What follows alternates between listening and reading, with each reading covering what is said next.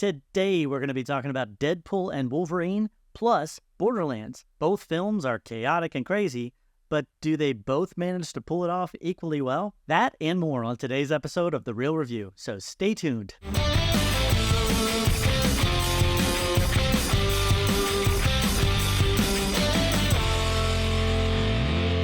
Welcome to The Real Review, where you get some of the latest happenings, real thoughts, and real perspectives in the world of film and television. Let's get right into things with Deadpool and Wolverine.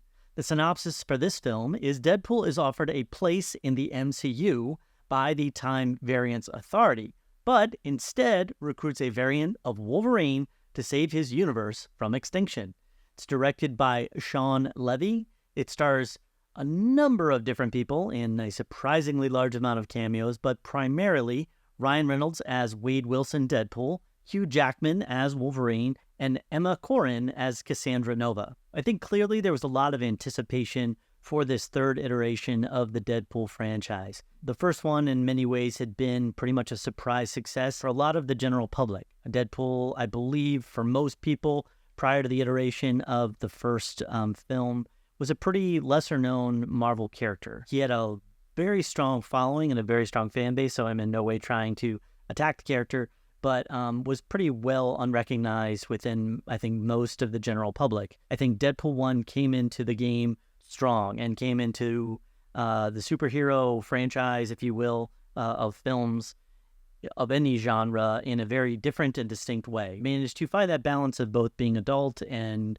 sort of over-the-top in nature, but also being a good hero film, a good versus evil type story. So there was a lot of anticipation, again, wrapped up into this third film. When I stepped into this one, I really did try to take a step back and approach this as though I was seeing this film outside of the anticipation that I wanted to have in my own head and my own heart, especially considering a lot of where I feel like the MCU and a lot of their story has developed over the last couple of years with this current stage that we've been in. With the multiverse. That being said, I do think overall Deadpool left me with a very excited and happy feeling for where the MCU is going to be headed. Getting right into some of I'd probably actually rather start with the not so good elements, just because I think there's a lot of positives to talk about this film. One of the most negative aspects of this film, if you could really call it a negative, more just has to do with the story. It's a very good film. It's a very exciting film. There's a lot of good things with it, but the story itself felt very simple. And one of the things that I think I realized in looking into that somewhat is this was actually not, I believe, the original plan that they had for Deadpool 3. They had a completely different direction, a completely different thought of where they wanted to go with it until they found out that they were going to be able to get Hugh Jackman as Wolverine into this. They made a quick turn into this film being this story. Again, it's not a negative. It's more of just a sense of the film felt a bit obvious in where it wanted to take the story. They filled in a lot of those gaps with some amazing cameos and some amazing dialogue and twists and turns within the individual scenes that were occurring. But I don't think there was ever a moment within this story where it kind of took Deadpool and the franchise of Deadpool into a direction that I really didn't expect or kind of foresee. A lot of that is, this one kind of is a capstone and moving on from the 20th Century Fox style of films. And so they definitely treat it that way. They definitely treat it as kind of a sign-off to what was before. I think one thing that really rang through in this film was that it really did have a bit more of a heart. More than anything, this film did a very, very excellent job of making me root for Wade Wilson and root for the film's heroes. Obviously, the heroes do a lot of horrible things and awful things throughout the film. But when I got to the end of it, there were actually definitely moments where it felt like there was a satisfying setup and payoff to the overall journey that Wade Wilson and Deadpool went on this film. That mixed with Wolverine and Cassandra Nova. If there was anything that I would have sort of elevated this film into a higher echelon for me, it would have been through the incorporation of some additional subplots that had some bigger impact on the overall characters and story in the film. It felt like there were some very, very, very minor sort of B, C, D plots that were incorporated into this, but it really just felt like a lot of time it was a vehicle for Deadpool, Wade Wilson, as well as Wolverine to interact and spend time together. That's enjoyable. That was neat. There was a lot of, again, cool cameos and tie-ins to other franchises within not just the MCU, but also the 20th Century Fox universe.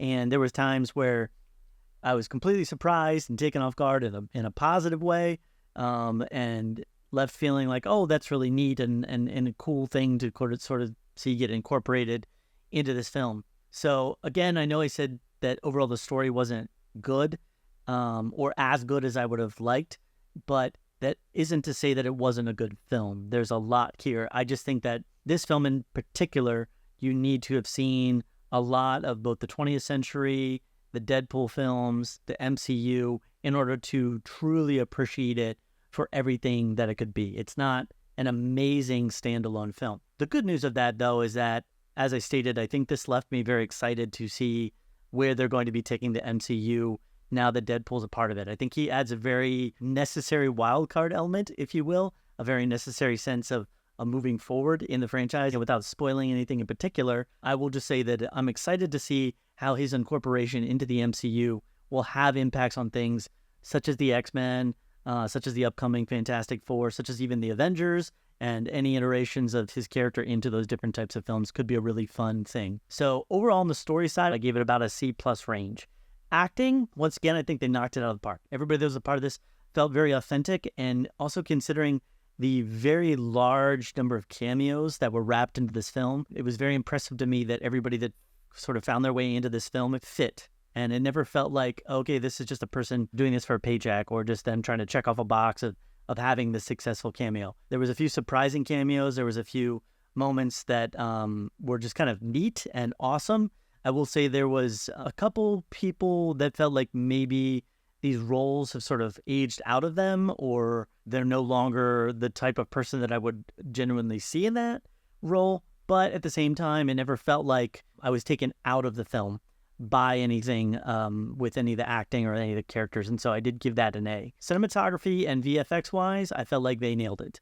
There was a lot of really creative usage of camera perspective, especially during a lot of the fight scenes. They did an amazingly good job of making everything build and feel epic and kind of like intense, despite the fact that Wade Wilson, Deadpool, as well as Wolverine are unkillable. Every time they fought, it felt like I was interested, I was engaged. They were doing a very good job as well with the pacing of the editing, so it never felt like I was just kind of waiting for something to take place in a boring sense and going, when is the next thing going to happen? When are we going to move on from the scene? A lot of times when the cinematography and the editing, the pacing is off, you get this sense that things just feel a little bit boring or a little bit off, and I never really got that with this film. Everything felt very creative. It felt very forward-moving, and the pacing felt very nice. VFX-wise as well, there was nothing in this film that looked fake or that looked really cheesy. Now, there's definitely very obvious VFX that are being used. I mean, some of that is just based upon how unrealistic some of these things that,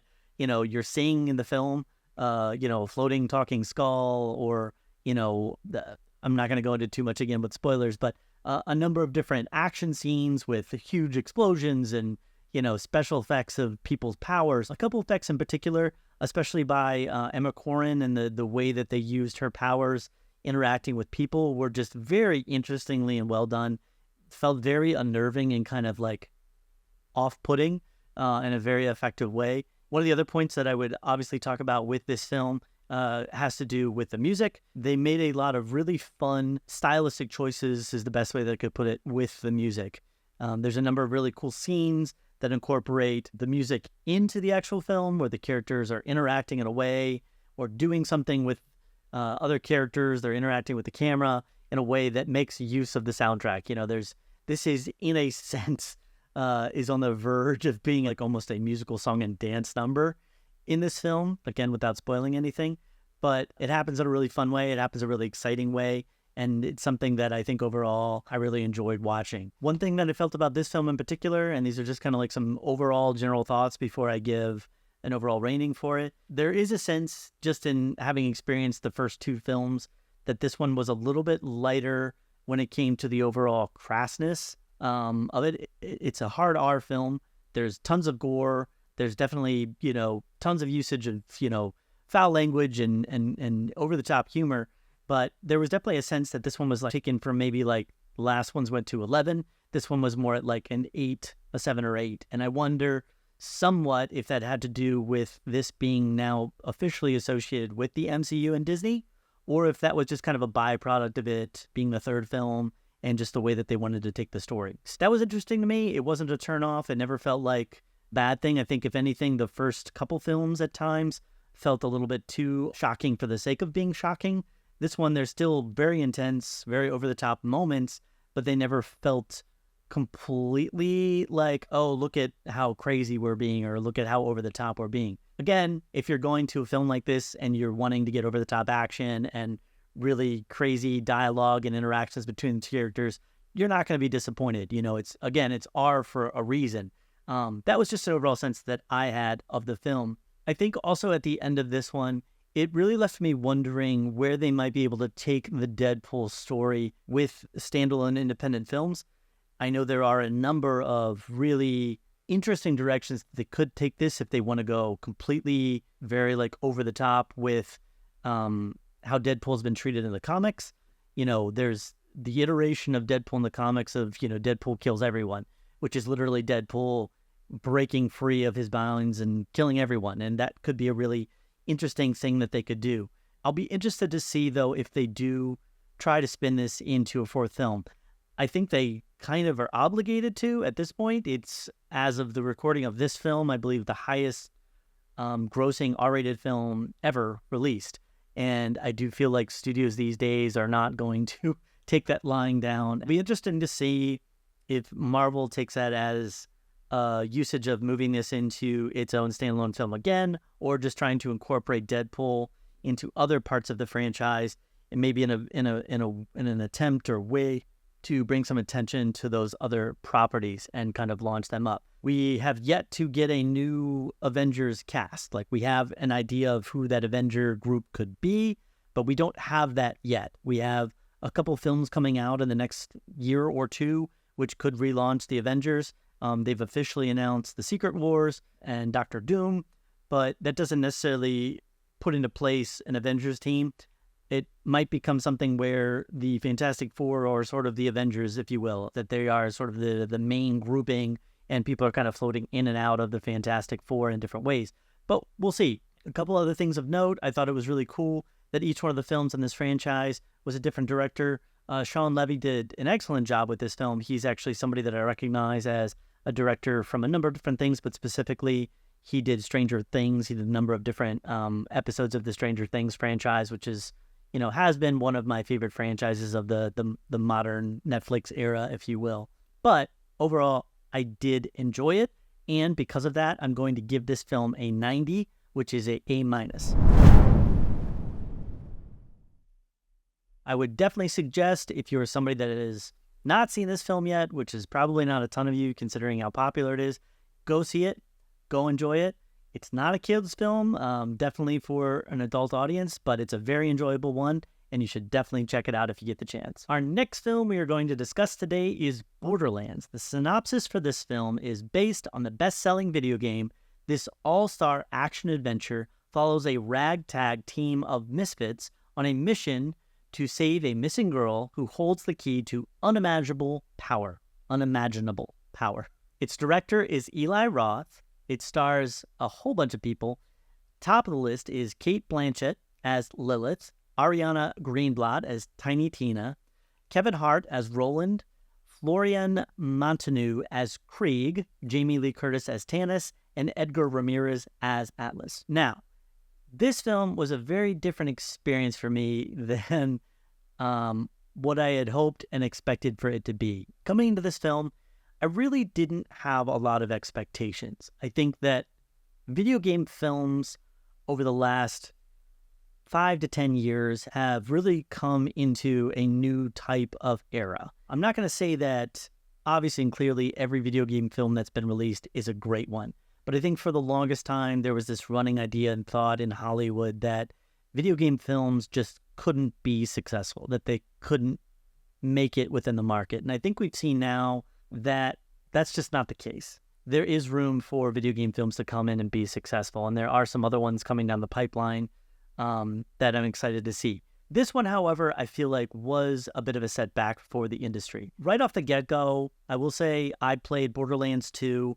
I made it all the way through that entire game. I did enjoy the video game quite a bit. I enjoyed the style of it. I enjoyed the action of it, the overall world building that was within it. And I think because of that, I was coming into this thinking and feeling that if they had done their homework, if they had really put themselves into this world successfully, then they would be able to translate that into a very interesting, if nothing else, film. Now, they definitely did their homework in the sense of checking off boxes of different types of characters and overall scenery and the different types of main plot points that occurred within the Borderlands franchise. However, what I think the big thing that's missing from this film, if I had to just summarize it way down, is that they were aiming for a PG-13 rating with this film. I went into this thinking that it was going to be something similar to what we got with Deadpool and Wolverine. Over-the-top action, crassness, crazy violence, people being, in a sense, crazy, and just having fun with that and enjoying that with the characters. It felt like that was what they were going for, but they were going for that at a PG-13 level. So the best way that I can explain it is I think that there would have been a lot more enjoyment and entertainment from this if they really could have leaned into the dark comedic elements of the story. I mean, it's situated within a franchise where dark comedy is almost constantly at the forefront. I think because of that, I had a lot of expectations for how crazy and off the wall, off the chain, however you want to say it, this could have gotten. But it never really approached that. It felt like constantly they were putting the brakes on anything that could have gone more over the top and more intense. So just starting at the top, story-wise, it felt very, very not only predictable, but also very much like a series of events occurring. I think sometimes you can have a film that's predictable and it can be enjoyable. I think that's why we rewatch films as much as we do, because sometimes we like that predictability that we get out of a film. But I think what you can't also have with that is a series of just ongoing events. There has to be a good and significant internal structure to make it feel like the film is building on itself, that there's interesting stakes that are there, that there's a sense of setup and payoff with the film. There was a very small number of ways in which this film felt like it was doing setup and payoff. Most of the time, things just happened. They would be looking for something, and then there would be an action scene because we haven't had an action scene in a while, and inevitably they would find the thing they were looking for, and then we'd have to kill a bunch of people and then run over here. And, then they would be on the run from this group of other bad people, and so they would have to go do some crazy chase that would lead them to the next part of the plot. So it just felt like a series of and all this just stepping into the next plot point. I think even if this film had been a bit predictable as it was, if that had been partnered with really funny characters, really funny dialogue, real over-the-top, suspenseful action, like we got in Deadpool and Wolverine, the story would have been elevated above that sort of weak plot.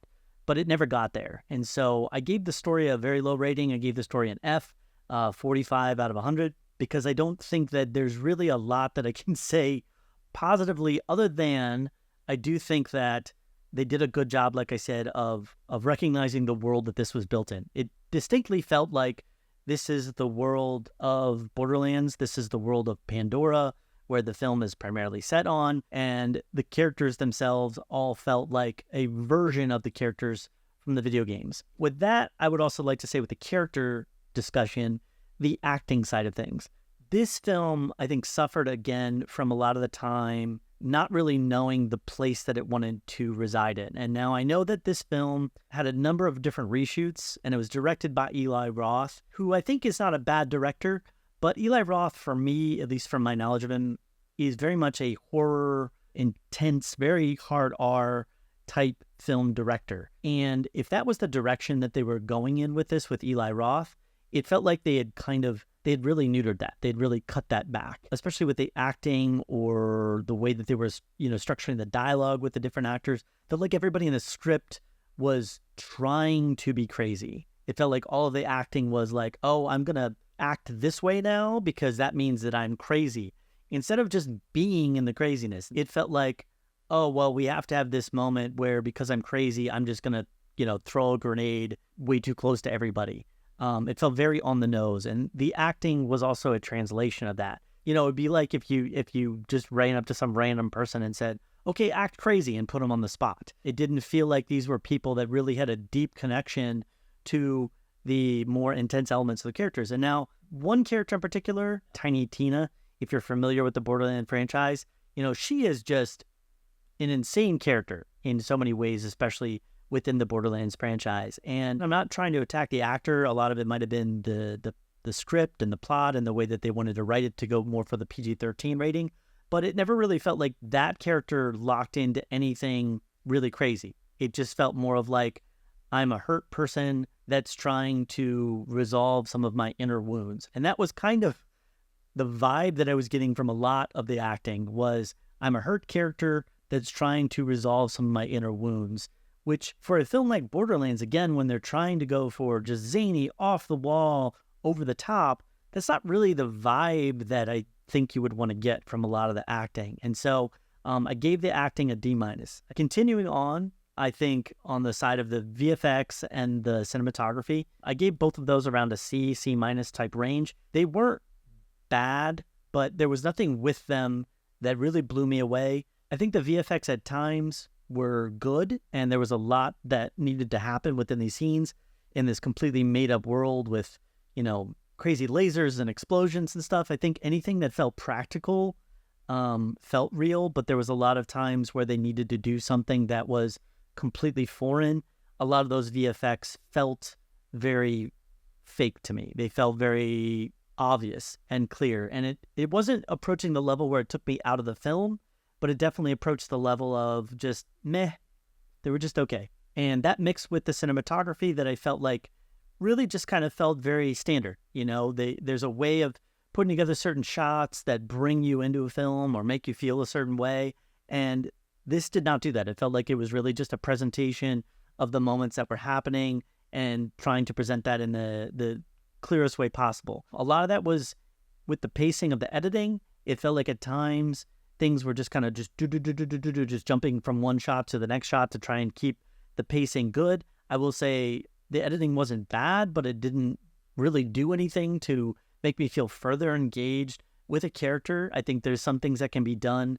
When we talk about pacing, that has a lot to do with editing, where, you linger on a character for a little longer to show maybe that they're going through something, or maybe there's a way of doing an insert shot and jumping to a certain type of other shot that makes you feel a certain way about the action that's taking place. Nothing like that even really occurred. Again, it pretty much felt like they just used the shots as they were created and filmed for the actual production. So sort of my overall ranking for the cinematography and the editing and the VSX all wrapped into one was at the D level. Music-wise as well, there wasn't a lot to write home about. I think the music soundtrack was very simple. It didn't feel like there was anything when I was leaving the theater that was going to stick with me. It's not something that I would really be interested in getting the soundtrack for, or following up on, the different types of songs that they used in the actual film itself.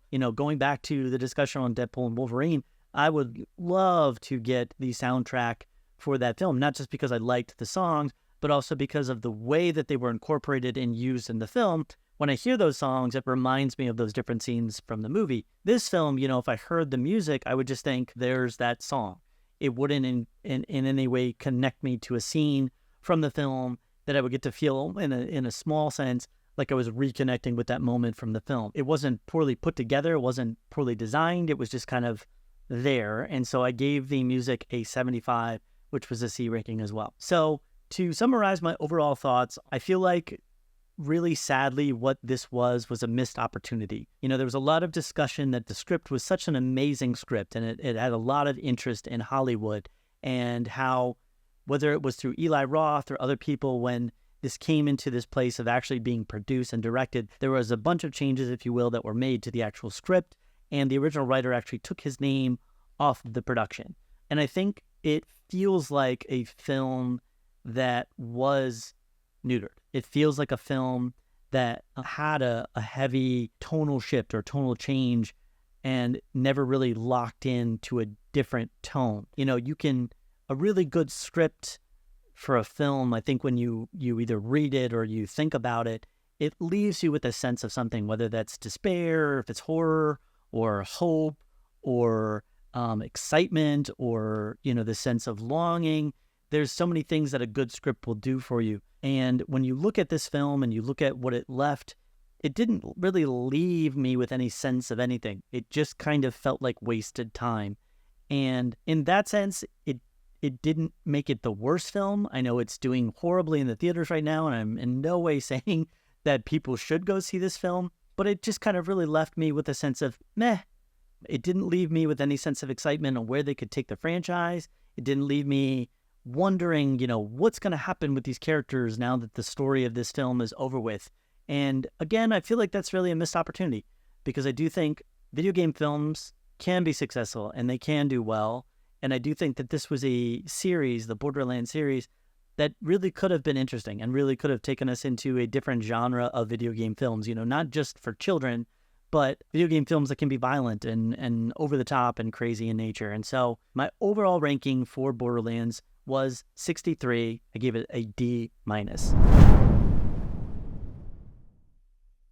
So those are my overall thoughts on Deadpool and Wolverine, as well as Borderlands. I'd love to know your thoughts and your perspectives on both of these films. Maybe you loved them, maybe you hated them. So you can shoot me an email at realreviewmedia@gmail.com. There are also a number of different ways to get connected to this show, to this podcast. If you'd like to get connected to our channel and the show, you can check us out on our website and get connected to all of our different social profiles, as well as the vidcast and the podcast at realreviewmedia.com. Thanks for checking out the show, and as always, it's been real.